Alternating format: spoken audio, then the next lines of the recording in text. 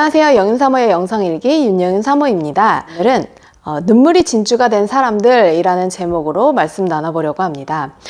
저는 요새 정말 힘들고 어려운 시간을 겪는 분들도 많이 만나고요. 그런 시간을 지나온 분들도 많이 만나고 있어요.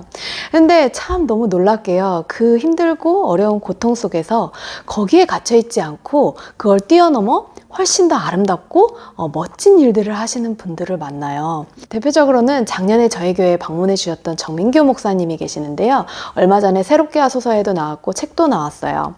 이분은 중학생 시절에 어머니가 제추제를 드시고 자살하는 것도 봤고요.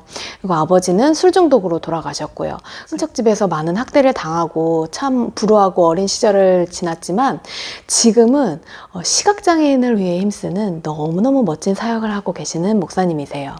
근데 이렇게 자신의 아픔과 고통을 뛰어넘은 분들, 진짜 눈물이 진주가 된 분들은요, 공통점이 있더라고요. 첫 번째는 우선 하나님을 깊이 만났다는 거예요.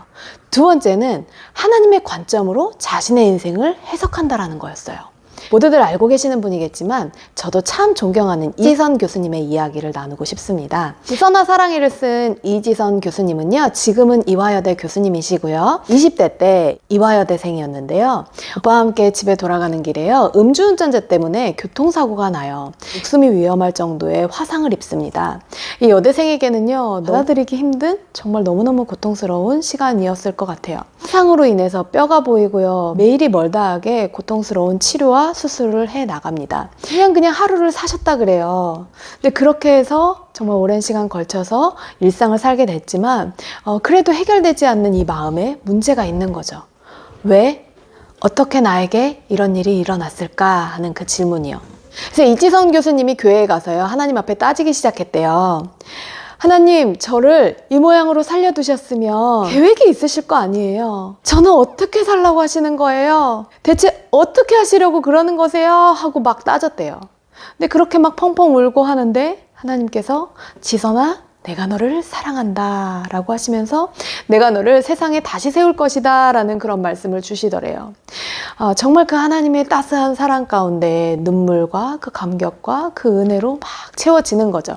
그리고 집에 돌아와서 다시 하나님의 관점으로 자신의 인생을 보면서 글을 쓰기 시작했대요. 자신은 그냥 배우일 뿐이에요. 하나님께서는 감독이 되시고요. 이 배우인 자신이 화상을 입었어요. 그런데 이 감독이요, 저 배우 저대로 끝낼 수 없어. 그래서 이 영화를요, 더 아름답게 만들어가는 그런 모습이 상상이 돼서 글로 쓰셨대요. 그리고 그와 함께 자신이 겪었던 일을 담담하게 글로 쓰면서요, 자신 안에 있던 그런 아픔과 해결되지 않는 고통이 하나씩 꺼내지면서 치료가 되기 시작했대요. 그리고 그 책이 지선아 사랑해 라는 책으로 나왔고요. 이 교수님은 세상에 다시 서게 됐습니다. 이제는 수많은 사람들에게요, 인생의 스승이 되고요, 대체할 수 없는 인물이 되었죠. 이 교수님 그러시더라고요. 그렇게 힘든 고난 같은 시간을 지나왔지만 이 안에도 희노애락이 있고요. 남들이 알지 못하는 그 감사와 감격이 있다는 거예요. 그 코 안에도 살이 붙어가지고 숨을 잘 쉴 수 없었는데요.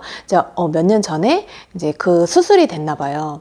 콧물이 몇십 년 만에 흐르기 시작하는데요. 그 감격을 이루 말할 수 없다라는 거예요. 그러니까 숨이 제대로 쉬어지기 시작한 거죠. 이거는 정말 보통 사람들은 알 수 없는 감사잖아요. 그리고 그 교수님도 하는 말이 그냥 오늘을 산다라고 얘기를 해요. 오늘 주신 시간에 감사하면서요, 더 행복하게 주어진 일에 최선을 다하면서요, 하나님 앞에서 오늘살이를 해 나가는 거죠. 더 이상 그 아픔에 매여있지 않고요, 자신과 같이 화상으로 인해 고통받는 사람들을 돕고요, 또 소외되고 힘든 사람들을 도우면서 제자 양성에 힘쓰시면서 멋진 삶을 살고 계십니다. 요새 요셉의 이야기를 다시 묵상하고 있는데요, 조금 더 깊이 요셉의 삶이 들여봐지더라고요. 요셉의 이야기는 우리가 잘 알죠. 17살에 형들에게 팔려서요, 노예 생활을 하게 돼요. 근데 요셉의 입장에서는요, 상황들이 좀 트라우마로 남지 않았을까 하는 생각을 하게 됐어요. 자신은 그저 아버지의 심부름을 갔을 뿐인데요, 형들이 막 달려들어서 옷을 벗겨요, 그 구덩이에 집어넣어요, 아예 모르는 곳으로 노예로 팔려가서 살게 돼요. 근데 하나님께서 그래도 돌보심으로 인해서 보디발의 집에 노예로 살게 되고요. 거기서도요, 아주 성실하게 살죠. 요셉도 요셉 나름의 꿈이 있지 않았을까요? 내가 여기서 열심히 일해서 돈을 벌어서 아버지에게 돌아가리라 하는 그런 꿈이요. 근데 거기서도 하나님 앞에 정직하게 일을 하고요. 보디발의 아내의 유혹을 피해서 그렇게 하나님 앞에 올바르게 사는데요. 그런데 상황은 감옥을 가게 되죠. 얼마나 원통하고 얼마나 그게 마음이 아팠을까요? 근데 그 감옥에 가서도요, 정말 성실하게 사람들을 섬기면서 일을 해 나갑니다. 요셉 안에도 이 해결되지 않는 문제가 있지 않았겠어요? 계속 나빠지기만 하는 이 상황에 아버지에게 돌아갈 수 있는 길은 열리질 않고 더 막막해지는 이 상황이요. 그러니까 요셉 안에도 이 환경을 바꾸고 싶은 마음이 얼마나 간절했겠어요. 그러니까 술 맡은 관원장에게 해석해 주면서 이야기를 합니다. 자신을 좀 기억해 달라고요. 근데 이 술 맡은 관원장이 2년 동안 완전히 잊어버리잖아요. 그리고 바로의 꿈을 해석해 주기 위해서 2년 후에 서게 됩니다. 근데 바로가 이제 꿈을 해석해 달라고 이야기를 할 때 요셉이 되게 놀라운 이야기를 해요. 그 꿈을 해석하는 건 자기가 아니라고요. 하나님께서 그 꿈의 해석을 보여주실 거라는 얘기를 해요.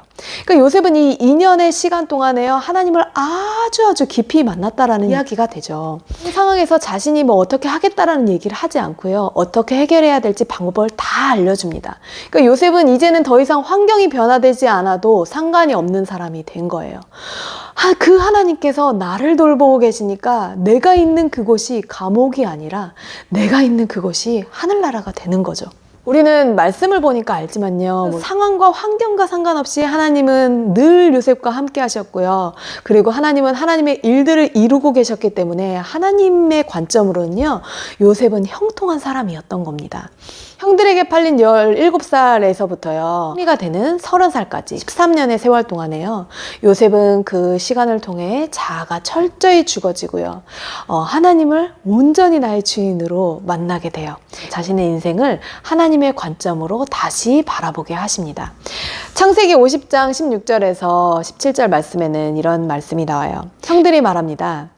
요셉에게 말을 전하여 이르되 당신의 아버지가 돌아가시기 전에 명령하여 이르시기를 너희는 이같이 요셉에게 이르라. 내 형들이 내게 악을 행하였을지라도 이제 바라건대 그들의 허물과 죄를 용서하라 하셨나니 당신 아버지의 하나님의 종들인 우리 죄를 이제 용서하소서 하매 요셉이 그들이 그에게 하는 말을 들을 때에 울었더라 라고 하십니다. 그러니까 이 과정을 통해서요, 하나님께서는 모든 과정에서 함께 하셨지만 요셉의 그 깊은 곳에 있었던 슬픔을 꺼내시고요, 치료하시고요, 더 이상 그 아픔과 슬픔이요 요셉 안에 남아있지 않게 하시는 겁니다. 형제들과 형제들의 자녀들과 그리고 수많은 사람들의 목숨을 살릴 수 있는 사람을 살리는 사람으로 살아가게 되는 거예요. 우리 삶은 참 힘들고 어려움이 각자에게 다 있습니다. 근데 내 인생을 내 관점으로 바라보면요, 내 고통에 갇히게 돼요. 우리는 무엇보다 이 세상의 주관자이신 나의 아버지 되시는 하나님을 인격적으로 깊이 만나야 되고요. 그리고 내가 혼자라고 생각했을 때에도 늘 함께 하셨던 하나님의 관점으로요, 내 인생을 다시 해석할 수 있어야 합니다. 그동안은 많은 눈물을 흘렸다면 이제는 그 눈물이 변해서 진주가 되는 훨씬 더 아름답고 멋진 열매를 맺어가는 그런 삶을 함께 살아가길 소망합니다. 들어주셔서 감사하고요. 다음에 다시 봬요. 안녕.